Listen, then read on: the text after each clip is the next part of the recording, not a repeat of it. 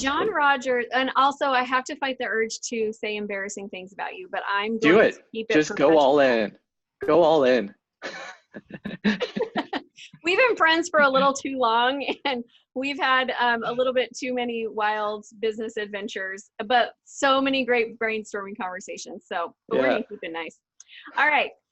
Jon Rogers is a Harvard Law grad turned internet marketer. He and his company help entrepreneurs find compelling results with video marketing across multiple platforms. So they are amazing at driving traffic. He's one of the most brilliant marketing minds that I know of, and he's my go-to guy whenever I have something that I'm trying to like think through. We end up on a phone call. He also was with me the moment when I created Amy Walker Consulting. We were sitting across from a table and I was like drawing things on a piece of paper, like, all right, Jon, here's what I know how to do that I think people might pay me for. And so just a longtime friend, and I'm super excited that you're here today. When he is not working, he loves being with his family, playing board games, and running his nonprofit 10 Million Strong, which is a platform based on helping marginalized populations receive the services and the support that they need. So welcome, Jon. Today we are going to be talking about the power of video marketing. Yeah, thanks. I'm grateful to be here. Awesome. All right, so video marketing is hot right now. But I think sometimes people don't understand all of the different options for video marketing. They just kind of group it all together and think video marketing is one thing, but there's a lot of different ways to use it. Do you kind of want to break down some of the places you see people using video marketing successfully? Yeah, and I think honestly, to understand video marketing a little bit better, you have to understand what the platforms are designed for. So I like to think about, for example, let's take Facebook and YouTube at first. So Facebook is the perfect example of a direct response social media platform. So what I mean by that is when you post, whether it's your post about political post, whether it's your post about your business, no matter what it is, what you're hoping for is a direct response. And Facebook has trained you to make a direct response every time something goes up.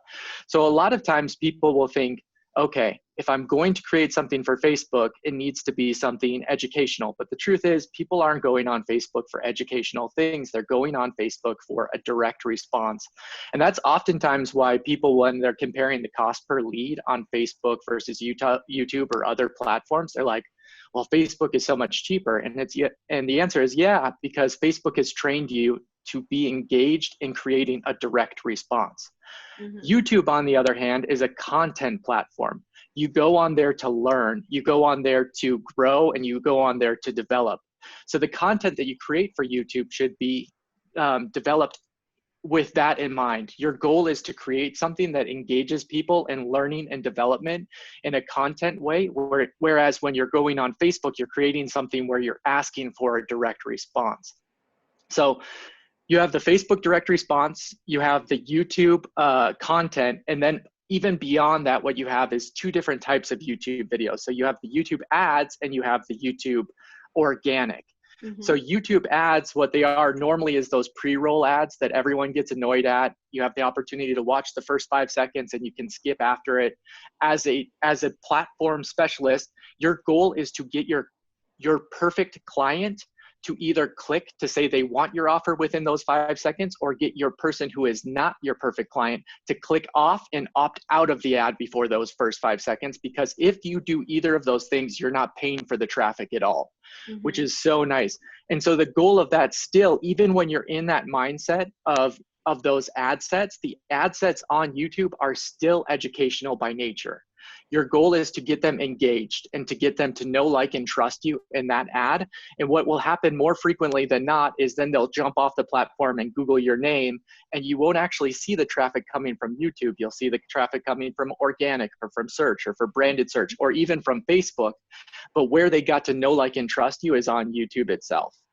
And then you have the organic, which creates a platform of consistent engagement. So when we run ads on Facebook, your client sees those ads on average 3.2 times. On YouTube, it's really hard to get any persistence in ads just because of how broad-based they are. So on YouTube, you have to create organic ads. So once they know, like, and trust you, they have a place to go and see more from you. And so they're opting into that funnel and seeing more from you and in order to engage with you.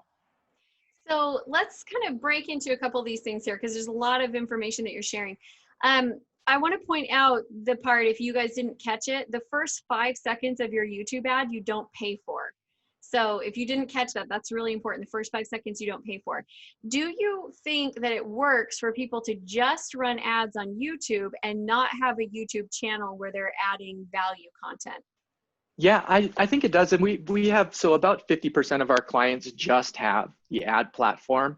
Mm-hmm. And so just so you guys know, so our average client, so we have some clients that are paying $10,000 a month on ads, but most of our clients are paying between $500,000 to $600,000 a month on ads. So we work with some people who are paying a lot of money to drive traffic. And for about half of those people, they are strictly ads based.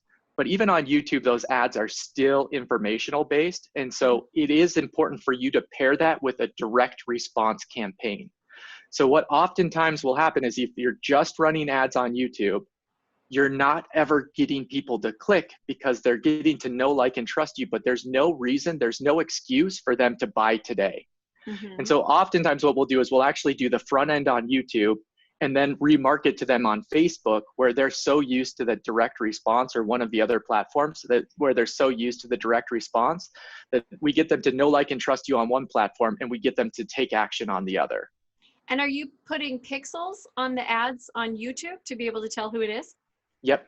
Yeah, so we can get sneaky. anyone who engages with that YouTube ad, anyone that engages in, so anyone that searches after. So we have a pretty good remarketing campaign that works after it.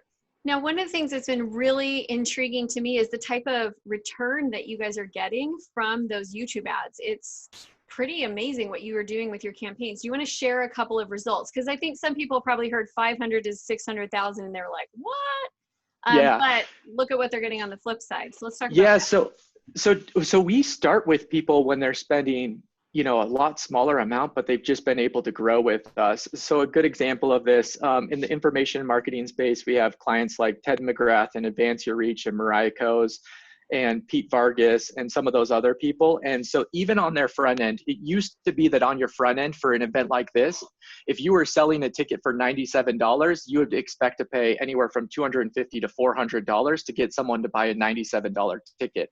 But right now, we're actually able to get a positive return on ad spend from front end tickets. So just a month ago, we ran an event for one of those clients. They spent $50,000 in ad spend. We ended up generating $75,000 in front end ticket sales. That then obviously they went on and there was back end sales, and they were able to get a 4-to-1 return on ad spend. And so there are some great ways to make money by spending money on YouTube and Facebook if you're willing to commit to that. I think the reason why that's true is I think there's going to come a time when, if not already, when content is a commodity. If I want to learn something, I can learn something for free anywhere. Right. What I need people to be convinced of is that they can know, like, and trust me as a coach or as as their leader or as their tribe leader. And I'm not talking about just in the coaching industry. I know we have some lawyers on the phone, some orthodontists on the phone. There has to be something that sets you apart where they like your tribe better than the orthodontist down the street, better than the lawyer down the street. And honestly, even in those two industries, there's a perfect commodity.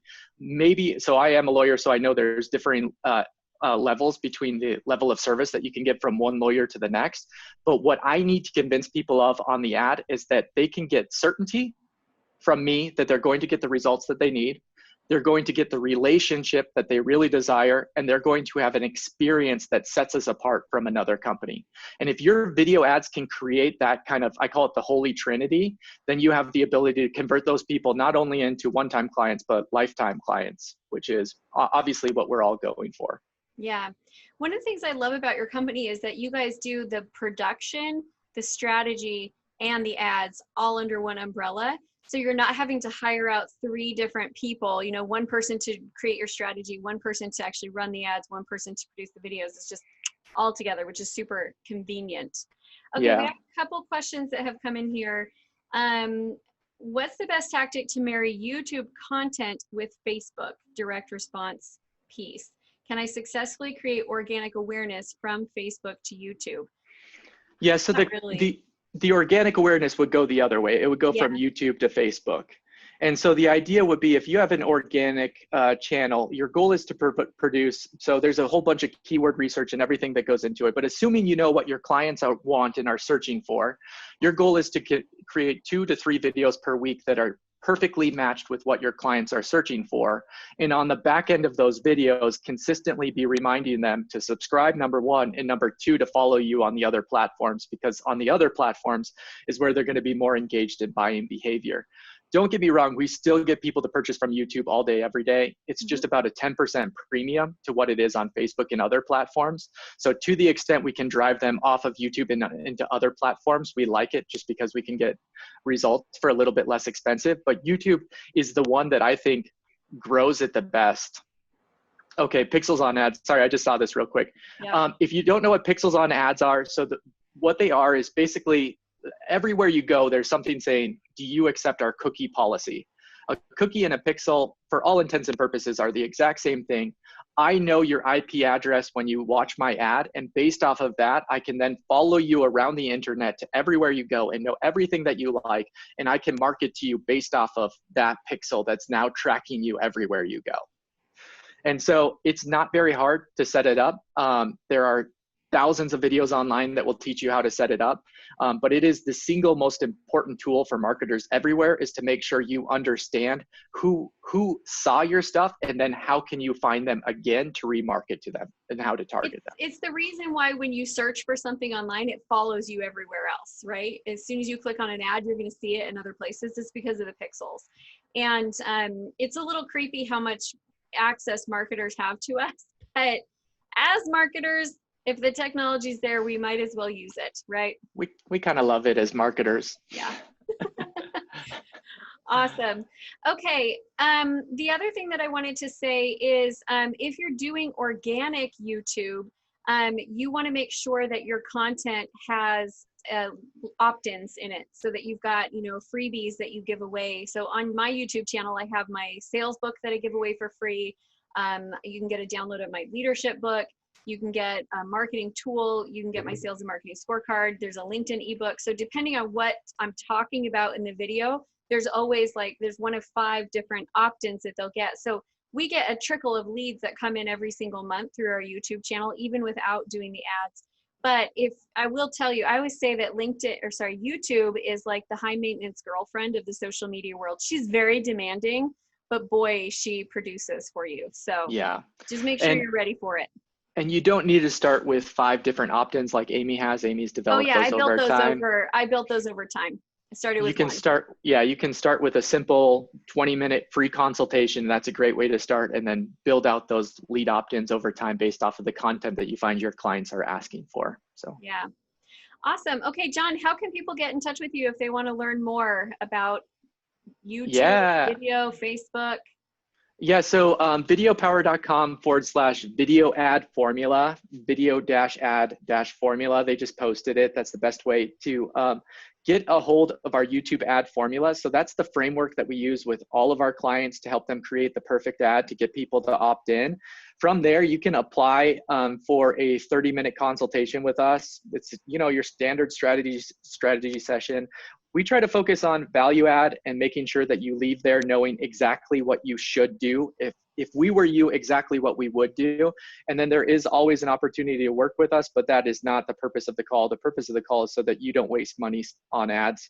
The truth is most people just don't believe in ads because they've wasted so much money getting them to underproduce. And so we just want to make sure that doesn't happen with you.